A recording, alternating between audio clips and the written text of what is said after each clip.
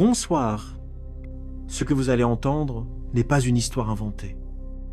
C'est un témoignage de ceux que l'on murmure encore des années plus tard, par peur que quelque chose écoute. Il existe des villages qui disparaissent des cartes, des lieux dont personne ne parle vraiment, des vallées où le brouillard respire et se souvient. Ce soir, je vais vous raconter ce qui est arrivé à 3 amis qui ont voulu explorer un endroit que personne n'aurait dû approcher, un lieu où les murs observent, où les silhouettes bougent quand vous clignez des yeux, un lieu qui décide qui peut sortir vivant. Installez-vous, éteignez les lumières et surtout, ne regardez pas derrière la clôture. Tout a commencé par une idée stupide, pas dangereuse au départ, juste, naïve. Nous étions 3, Anton, moi et un ami d'enfance dont je tais le nom. On avait grandi ensemble dans une petite ville sibérienne, entourée d'une forêt si vaste qu'elle semblait absorber la lumière.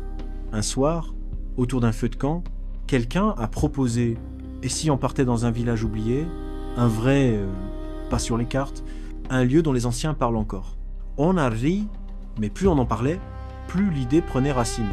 On a fait des recherches, lu des forums, écouté les histoires de vieux chasseurs. Et entre toutes ces rumeurs, un nom revenait constamment. Un village abandonné il y a des décennies. Personne ne savait pourquoi exactement. Ou plutôt, tous avaient une version différente. Certains parlaient d'une maladie, d'autres d'un hiver trop rude, d'autres encore d'une brume qui ne quittait jamais la vallée. Mais une phrase revenait toujours, murmurée, avec un mélange de plaisanterie et de malaise. Là-bas, les murs écoutent et parfois y répondent. On a décidé d'y aller, juste pour voir. Nous étions jeunes, trop sûrs de nous, et surtout loin de comprendre que certains lieux fondent leur silence sur autre chose que l'absence d'habitants. On a chargé la voiture, Lampitoshi Tentes Vivris. Mais d'après les coordonnées trouvées, il y avait encore des bâtiments debout. Un détail nous a surpris, il n'y avait aucune route directe, seulement un chemin forestier, comme si le village avait été isolé volontairement. Quand on est entré dans la forêt, l'air a changé. Plus froid, plus humide. Comme si la brume y dormait constamment, prête à se lever au moindre pas. Anton a dit, tu sens ça? Comme si l'air devenait plus lourd. J'ai haussé les épaules. Pourtant, moi aussi, j'avais l'impression que notre voiture avançait, non pas dans la forêt, mais dans quelque chose. Ce sentiment, on ne l'a plus quitté. Et quand les premiers bâtiments sont apparus dans la brume, nous avons compris une chose. Ce village n'avait pas l'air abandonné. Il avait l'air d'avoir été laissé là, comme un piège oublié. Et nous venions d'y entrer. Quand nous sommes sortis de la voiture, le silence était si profond qu'on aurait dit que la forêt entière retenait son souffle. Le village était devant nous, à moitié avalé par une brume épaisse, qui rampait entre les maisons, comme une créature endormie. Rien ne bougeait, aucun oiseau, aucun vent, seulement ce brouillard, qui semblait vivant. On s'est avancé prudemment. Les maisons étaient vieilles, toutes construites en bois sombre, alignées comme des silhouettes massives. Et ce qui nous a frappé immédiatement, c'est leur état. Elles n'étaient pas abandonnées depuis longtemps. Les portes n'étaient pas tombées, les fenêtres n'étaient pas cassées. Certaines étaient même fermées de l'intérieur, comme si les habitants étaient partis d'un coup, en laissant tout derrière eux. Anton a murmuré. On dirait qu'ils ont disparu hier. Mais il y avait pire. Sur la façade de la première maison, juste au-dessus de la porte, on a vu une forme, un contour, comme une ombre dessinée dans le bois. En s'approchant, on a compris que ce n'était pas une peinture, ni une brûlure. C'était comme si quelque chose avait été poussé contre le mur, avec une force monstrueuse, au point d'y laisser une empreinte profonde, une silhouette humaine, mais déformée. Le torse trop long, les bras trop bas, la tête inclinée à un angle impossible. Pas son corps, pas une personne. Un moulage de présence gravé dans le bois, comme un avertissement. Et ce n'était pas la seule. Sur la maison d'en face, une deuxième silhouette, puis une troisième, puis d'autres encore, certaines gigantesques, certaines petites, toutes plus tordues les unes que les autres, comme si le brouillard lui-même avait écrasé quelque chose contre ces murs. Et ce qui nous a terrifiés, c'est que certaines silhouettes étaient encore humides, comme si elles avaient été marquées récemment. Mon ami a reculé instinctivement. On doit partir. Maintenant. Mais quelque chose nous a arrêtés. Un son très faible. Un bruit derrière l'une des maisons. Un frottement lent, profond, comme si quelque chose traînait ses membres sur le sol. Puis un autre bruit. Un souffle. Humain, ou presque. Nous avons tourné la tête. Et dans l'épaisseur du brouillard, tout au fond de l'allée, nous avons vu une silhouette debout, immense, immobile, les bras trop longs, pendant jusqu'au sol. Elle ne bougeait pas. Mais la brume autour d'elle, elle, semblait pulser, comme si la silhouette respirait à travers elle. Anton a soufflé. C'est pas possible. Et alors, comme si elle avait entendu, la silhouette a penché la tête, légèrement, dans notre direction. Le brouillard a tremblé. Et nous aussi. Pendant un long moment, aucun de nous n'a osé respirer. La silhouette au fond de l'allée restait parfaitement immobile. Mais la brume autour d'elle se contractait et se dilatait comme une cage thoracique invisible. Puis le vent s'est levé, un souffle léger, venu de notre côté, dans notre direction. Mais le brouillard, lui, a commencé à se déplacer à contre-vent, glissant lentement vers la silhouette, comme si cette chose l'attirait vers elle, l'aspirait. J'ai senti ma peau se hérisser. La silhouette n'avançait pas, elle ne marchait pas, elle ne rampait pas, mais le brouillard la portait, comme une vague lente et blanche. Anton a murmuré. Pourquoi le vent ne le pousse pas? Je n'avais pas de réponse. Puis la silhouette est disparue, effacée, avalée par une pulsation plus dense du brouillard. Elle est partie? A demandé mon ami.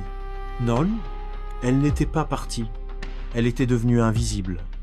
Nous avons reculé, lentement, sans faire de bruit, jusqu'à sentir le bois de la maison derrière nous. Et à cet instant, quelque chose a bougé. Pas devant, pas sur les côtés. Juste à notre droite. Un second silhouette venait d'apparaître derrière la maison voisine. Une forme très haute, très mince, comme une tige d'ombre qui aurait poussé hors du sol. Puis une troisième, plus courte, penchée, les bras touchant presque la terre. Et une quatrième, au sommet du toit. Elle ne bougeait pas, mais elle respirait. On le voyait dans le brouillard qui se contractait autour d'elle, comme autour d'un poids lourd. On ne peut pas rester ici, ai-je murmuré. Alors, nous avons commencé à contourner la maison et nous avons réalisé que ces silhouettes n'étaient pas faites de matière, pas de chair, pas d'ombre normale. Elles devenaient plus denses à mesure que nous nous rapprochions et s'effaçaient quand nous faisions un pas de trop. Comme si Elles essayaient de garder une distance fixe avec nous. Mais la quatrième, celle qui se tenait sur le toit, elle restait parfaitement nette. 2 fractions de seconde plus tard, elle a tourné sa tête vers nous, comme si elle n'était pas attachée au corps. Pas celle Un bougeant. angle impossible. La tête s'est simplement Penchée, directement repositionnée. dans notre direction. La brume a tremblé et la silhouette sur le toit a disparu d'un coup, sans bruit, sans mouvement, comme si elle n'avait jamais été là. Jusqu'à ce qu'on entende, juste derrière nous, un souffle profond, proche, beaucoup trop proche. Le souffle derrière nous n'était pas celui d'un animal, ni celui d'un humain. Il était trop grave, trop profond, comme si quelque chose de gigantesque respirait juste au-dessus de nos épaules. Nous avons tourné la tête. Au même instant, il n'y avait rien. Rien derrière nous. Rien sur le chemin. Rien entre les maisons. Mais le brouillard, lui, se refermait autour de nous, plus vite qu'avant. Comme si quelque chose de lourd déplaçait l'air en silence. Anton a reculé jusqu'à toucher un mur. Un mur en bois, Freud, trempé de brume. Il a jeté un regard à la façade, puis s'est figé. Les gars, regardez ça. Nous avons levé les yeux. Les empreintes sur le bois, ces silhouettes déformées que nous avions vues plus tôt, changèrent devant nous, très lentement, comme si le bois lui-même était en train de respirer. Les bras sculptés dans le mur s'allongeaient, le torse s'étirait. La tête se tournait vers nous, la silhouette dans le mur nous imitait. Elle se repositionnait selon nos mouvements.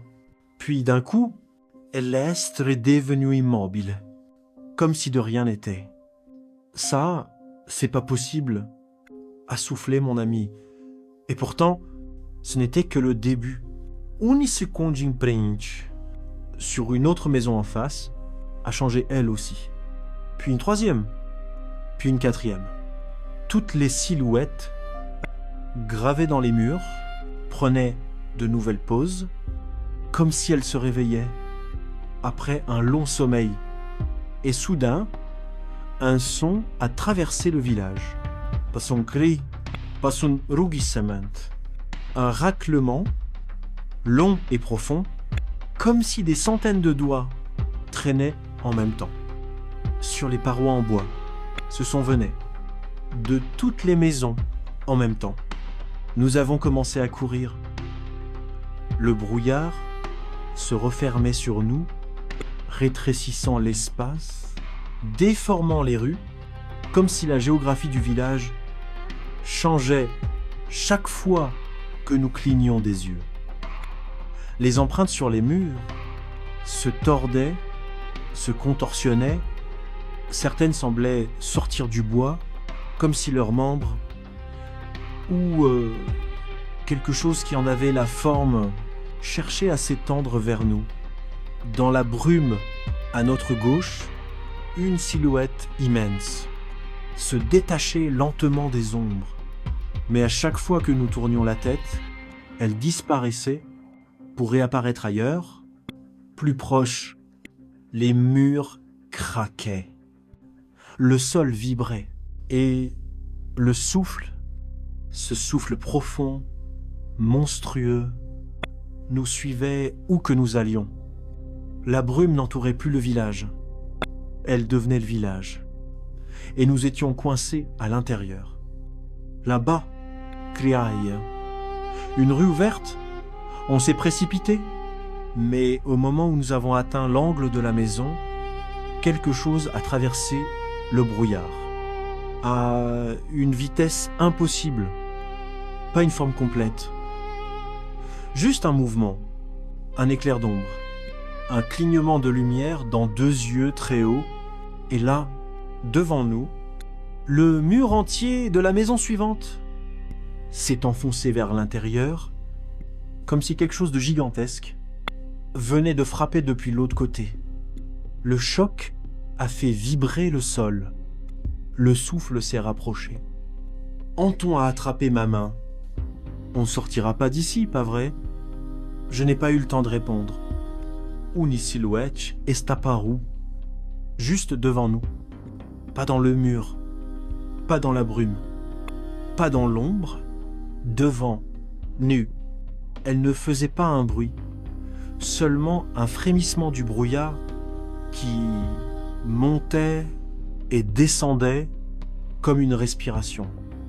La tête s'est penchée, exactement comme celle du toit, et dans un mouvement trop fluide, trop silencieux, trop parfait, la silhouette a avancé d'un pas. La silhouette, devant nous, a avancé d'un deuxième pas, puis d'un troisième.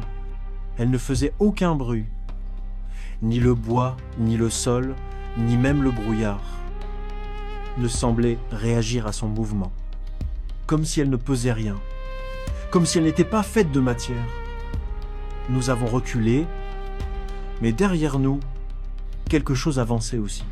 Pas rapidement, pas brutalement, mais avec cette lenteur parfaite qui annonce que la fuite ne suffira bientôt plus.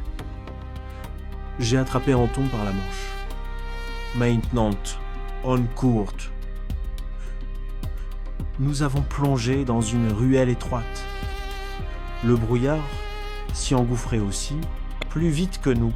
Il rampait le long du sol, montait sur les murs et semblait déformer l'espace autour. Les maisons changeaient d'angle. Certaines rues se fermaient derrière nous. D'autres apparaissaient alors qu'elles n'existaient pas une seconde auparavant, comme si le village lui-même essayait de nous garder. Mon ami derrière nous a crié « Ah, gauche, vite !» Nous avons tourné et nous nous sommes retrouvés devant un mur de brume. Pas une ruelle, pas une sortie, juste un rideau blanc qui ondulait doucement comme si quelqu'un le respirait. De l'autre côté, un souffle très long est venu de la droite. Un souffle que je reconnaîtrais parmi mille. Celui qui nous suivait depuis notre arrivée. Nous avons reculé. La brume s'est resserrée derrière nous, refermant la ruelle comme une bouche. Les silhouettes sur les façades commencèrent à trembler, leurs formes ondulant comme des ombres dans l'eau. Les silhouettes dans le brouillard se multiplièrent. Une, puis deux, puis 6, puis 10, certaines hautes, certaines petites, certaines tordues comme des branches sèches. Elles ne s'avançaient pas, elles attendaient, comme si le village tout entier retenait sa respiration pour nous regarder suffoquer. Soudain, Anton m'a tiré violemment. Là, le portail. C'est la sortie. Au bout d'une rue distordue, un vieux portail de bois était visible à travers une fissure dans la brume. Nous avons couru. Cette fois, la brume a réagi. Elle s'est mise à bouger.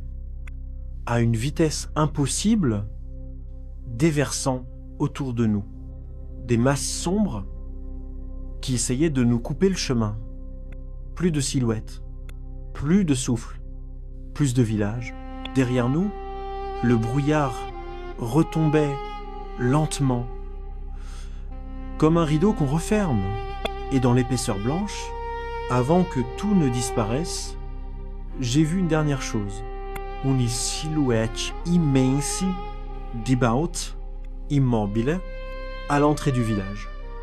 Ses yeux, ou ce qui en tenait lieu, luisaient faiblement. Les silhouettes se rapprochaient, pas en marchant, en se glissant comme des ombres vivantes. L'une d'elles est apparue devant moi, à moins de 2 mètres. Une forme immense, sans visage, mais avec 2 reflets blancs où auraient dû se trouver les yeux. Elle a penché la tête. Encore ce mouvement impossible. Et juste avant qu'elle ne se jette sur nous, le vent a changé. Un vent réel, sec, venu de l'extérieur du village. Il a repoussé le brouillard. Justus, pour qu'on atteigne le portail. Nous l'avons traversé. Le bruit s'est arrêté immédiatement. Plus de silhouettes, plus de souffle, plus de villages. Derrière nous, le brouillard retombait lentement, comme un rideau qu'on referme. Et dans l'épaisseur blanche, avant que tout ne disparaisse, j'ai vu une dernière chose. Une silhouette immense, débaute, immobile, à l'entrée du village. Ses yeux, ou ce qui en tenait lieu, luisaient faiblement, comme si elle retenait nos visages dans sa mémoire. Puis tout a été avalé par le silence. Nous n'avons jamais retrouvé ce village, ni sur les cartes, ni sur les photos satellites, ni dans les archives, comme s'il n'avait jamais existé, comme s'il nous avait laissé sortir uniquement parce qu'il l'avait décidé.